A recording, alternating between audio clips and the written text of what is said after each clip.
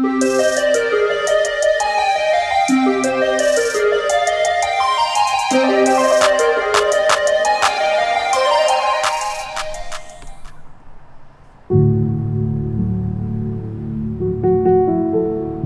හරි ලස්සන දවසක්. බැල්කනි එකට ඇවිත් එළිය බලද්දී අපි දෙන්නටම හිතුනේ කොහේ හරි ඇවිදින්න යන්න. ඉතින් අපි ඒ වෙලාවෙම රෙඩි වෙලා මේ යන්න හදන්නේ කාලෙක ඉඳන් යන්න ආසාවෙන් හිටපු හරි ලස්සන තැනකට. ඉතින් පුරුදු විදිහටම අපි අපේ ගමන පටන් ගත්තේ පැය භාගයක විතර ට්‍රේන් ජර්නි එකකින්. සති අන්තයේ දවසක් නිසාම වෙන්න ඇති මුළු ට්‍රේන් එකම හරියට අපි දෙන්නටම වෙන් වෙලා වගේ තිබුණේ.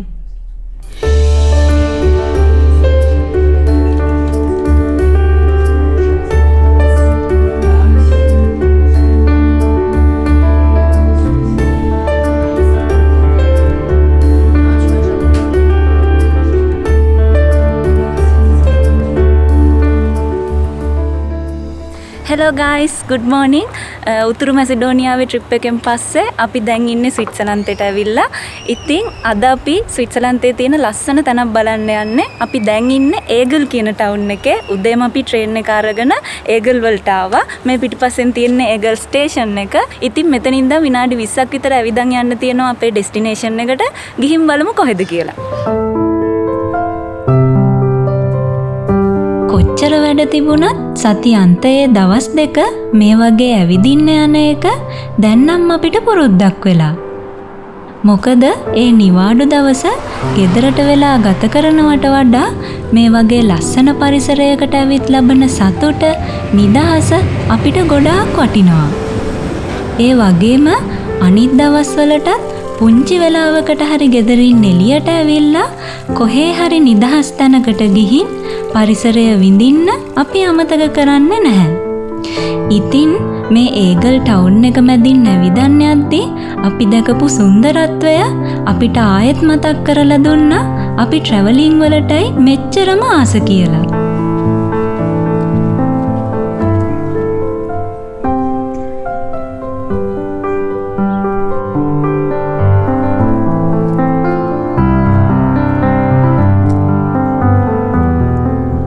ගයිස් අපි දැන් මේ ඒගල් ටවුන් එක මැදින් ඇවිදන් අපේ ඩෙස්ටිනේෂන් එකට යන ගම හරිම ලස්සනයි මේ ටවුන් එක. පොඩි විලේජ් එකක් ඇත්තටම.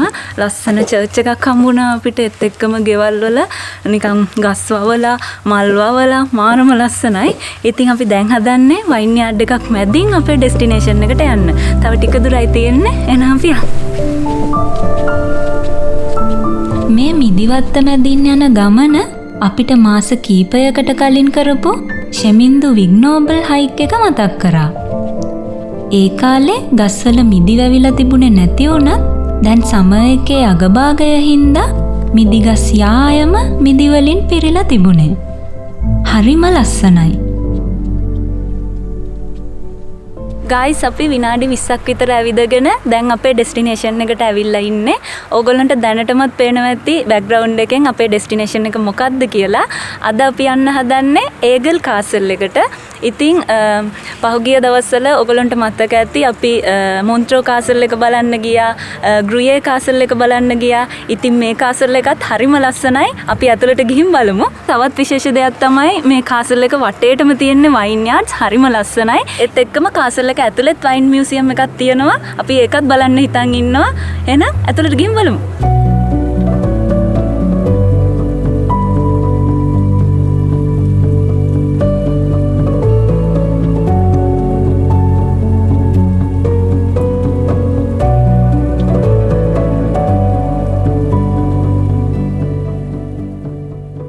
අපි ඉස්සෙල්ලා ඇතුළට යනවා කියලා යන්න හැදුවට ඊට පස්සේ අපි දැක්ක ඈතින් තියෙනවා නිකන් view point එකක් වගේ තැන. අපි දැන් ඒ view point එක තියෙන තැනට ආවා. මෙතනට ආවම තමයි මේ වයින් යාඩ්ස් එක්ක කාසල් එක ලස්සනටම පේන්නේ. වගේ මෙතන නිකන් අමුතු ස්ටැචුස් වගේ ටිකකුත් තියෙනවා හදලා. එන කට්ටියට වාඩි වෙන්න බෙන්ච් එකක් හදලා තියෙනවා. view එක හරිම ලස්සනයි මෙතනට. අපි මෙතන ඉඳන් පොඩ්ඩක් view එක enjoy කරලා ඊළඟට යනවා කාසල් එක ඇතුළට. ඉතින් බෙන්ච් එකේ වාඩි වෙලා කොළපාට වයින් වත්තක් මැද තියෙන මේ මාලිගාව දිහා බලද්දි මට නම් හිතුනේ අපි මේ ඇවිල්ලා ඉන්නේ සුරංගනා ලෝකයකටද කියලා. ඈත ඉඳන් view එක බලලා අපි දැන් entrance එක ළඟට ඇවිල්ලා ඉන්නේ. එහෙනම් ඇතුළට යන්න. ගයිස් අපි දැන් කාසල් එක ඇතුළට ඇවිල්ලා ටිකට්ස් ගත්තා. ටිකට් එකත් එක්කම අපිට විසිටර් ගයිඩ් එකක් හම්බුණා. මේකෙත් අපිට නම්බර් කරලා තියෙනවා පිළිවෙලට. ඉතින් ඒ නම්බර්ස් පිළිවෙලට බලාගෙන යන්න තමයි තියෙන්නේ. ඉතින් අපි දැන් නම්බර් 1 එකෙන් පටන් ගන්න හදන්නේ. මේ මාලිගාවේ අපිට බලන්න තියෙන මුල් කොටස හදලා තියෙන්නේ වයින් මියුසියම් එකක් විදිහට. ඒ වගේම තමයි තවත් කොටසක් ප්‍රදර්ශන පවත්වන තැනක් විදිහටත් වෙන් කරලා තියෙනවා. අපි කාසල් එකේ පළවෙනි රූම් එකට ගියා. ඒක ඒ කාලේ තිබුණු ස්ටෝර් රූම් එකක්ලු. දැන් ඒක බලලා අපි දෙවෙනි රූම් එකට ඇවිල්ලා ඉන්නේ. මෙතන තව විනාඩියකින් ෆිල්ම් එකක් පෙන්නනවා කියලා දාලා තියෙනවා. ඉතින් එහෙනම් බලමු මොකක්ද ෆිල්ම් එක කියලා. මේ ෆිල්ම් එකෙන් එයාලා අපිට පෙන්වන්නේ මේ මාලිගාවේ ආකිටෙක්චර් එක, හිස්ටරි එක වගේම ඒ අවට තියෙන සරුසාර වයින් වගාවේ කතාව. විනාඩි 15ක් විතර තිබුණු ඒ ෆිල්ම් එක බලලා අපි අංකවල පිළිවෙලට ඉස්සරහට ඇවිදන් ගියා. ස්විට්සර්ලන්තය කියන්නේ වයින් නිෂ්පාදනයට ගොඩක් ප්‍රසිද්ධ රටක්. අපිට දැනගන්න ලැබුණු විදිහට නම් වයින් වර්ග 200කට වැඩි ප්‍රමාණයක් මෙහෙ වගා කරනවා. ඒ අතරිනුත් 40කට ආසන්න ප්‍රමාණයක් රටටම ආවේනික වූ වයින් වර්ග. ඒ කොහොම වුණත් වැදගත්ම දේ තමයි ඔවුන් නිෂ්පාදනය කරන වයින් ප්‍රමාණයට වඩා ඒ වගේ ගුණාත්මක භාවය ගැන හිතන එක. එයාලට ඕනේ කොහොම හරි ලෝකේ උසස්ම තත්ත්වයේ වයින් නිෂ්පාදනය කරන්න. ඉතින් ඒ වගේ වයින් හදන්න මිදි වගා කරන විදිහ, ඒ වයින් හදන විදිහ, ස්විට්සර්ලන්තයේ වයින් එක්ක බැඳුණු සංස්කෘතිය වගේ ගොඩක් දේවල් හරි ලස්සනට මෙයාලා මේ මියුසියම් එකෙන් පෙන්නලා දෙනවා.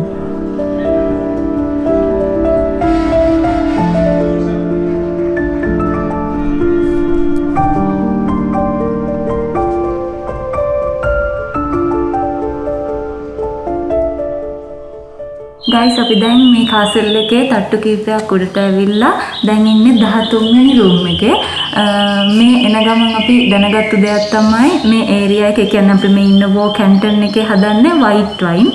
ඒ කියන්නේ ලා කොළ පාට වගේ මිදි නැත්නම් ලා කහ පාට වගේ මිදි තමයි මේ ඒරියා එකේම වවන්නේ. මේ වගේ හදන්නේ වයිට් වයින් එක. ඉතින් මේ ඒගල් කියන ඒරියා එක ස්විට්සර්ලන්තේ වගේම මුළු යුරෝපෙම ප්‍රසිද්ධයිලු වයිට් වයින් වලට. මෙතනදී අපිට හරි ලස්සන කතාවක් දැනගන්න පුළුවන් වුණා. ඒ තමයි වයින් එකක රස බලන විදිහ. වයින් එකක් මුලින්ම රස බලන්නේ මෙන්න මේ විදිහට ඇස් වලින්. ඊටත් පස්සේ සුවඳින්.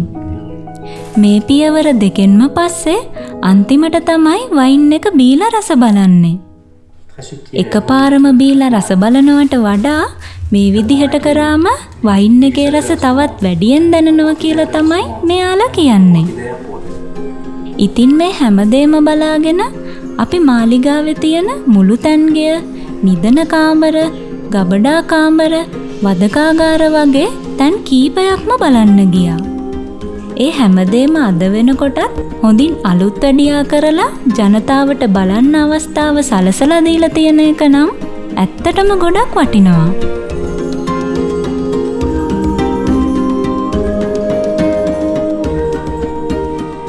ඒ වගේම මේ මාලිගාව ලොකු ඓතිහාසික වටිනාකමක් තියෙන තැනක්. ඉස්සර ස්විට්සර්ලන්තයේ තිබුණු යුද්ධ කීපයකදීම ඉතාමත් වැදගත් බලකොටුවක් විදිහට මේ මාලිගාව භාවිතා වෙලා තියෙනවා.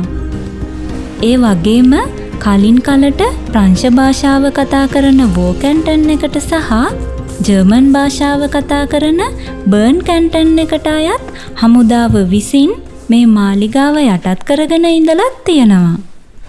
මේ හැමදෙයින්ම පස්සේ වර්ෂ 1976 දී කෞතුකාගාරයක් විදිහට විවෘත කරලා මේ විදිහට පවත්වාගෙන යනවා.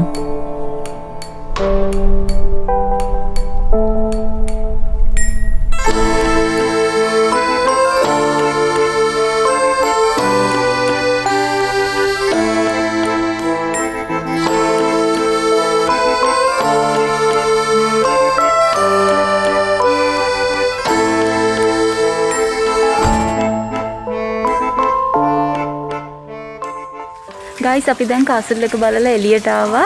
කාසල් එක බලන්න අපිට පැය 3ක් විතර ගියා. කාසල් එක ගැන කියනවා නම් හරිම ලස්සන කාසල් එකක්. ඒක ඇත්තටම හදලා තියෙන වයින් මියුසියම් එකක් විදිහට. වයින් හදන විදිය ගැන ඉඳන් වයින් බොන තැන වෙනකම් ගොඩාක් විස්තර ඉගෙන ගත්තා අපි. දැන් නම් ගොඩක් බඩගිනි. දැන් වෙලාව 1ට විතර ඇති.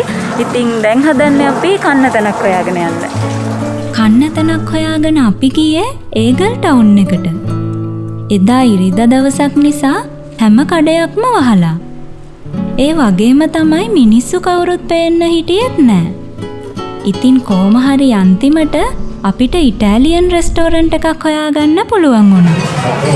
ගයිස් අපි දවල්ට කන්න ඉටාලියන් රෙස්ටෝරන්ට් එකකට ආවා. මේ රෙස්ටෝරන්ට් එකේ නම තමයි ලා නොනා. අද අපි ගත්තේ මාගරීටා පීසා එකක්, චීස් ගොඩක් දාපු. ඒත් එක්කම ගත්තා ස්පැගටි එකක් ටොමැටෝ සෝස් එක්ක. ඊට පස්සේ බොන්න ගත්තා කොකා කෝලා එකකුයි වයින් එකකුයි. එහෙනම් කාලා බලමු. කෑම ටික නම් හරිම රසයි. ඒ වගේම මාලිගාවේදී ඉගෙන ගත්ත විදිහට ඇස් දෙකෙන් බලලා නහයෙන් සුවඳ විඳලා චුට්ට රස කර බීලා අපි වයින් ටිකත් ඉවර කරා. ඉතින් ඒත් එක්කම අපේ මේ පුංචි ට්‍රිප් එකත් ඉවර වෙනවා. අපේ වීඩියෝස් ඉස්සරහටත් බලන්න. පහලින් අපිව ලයික් කරලා සබ්ස්ක්‍රයිබ් කරන්න.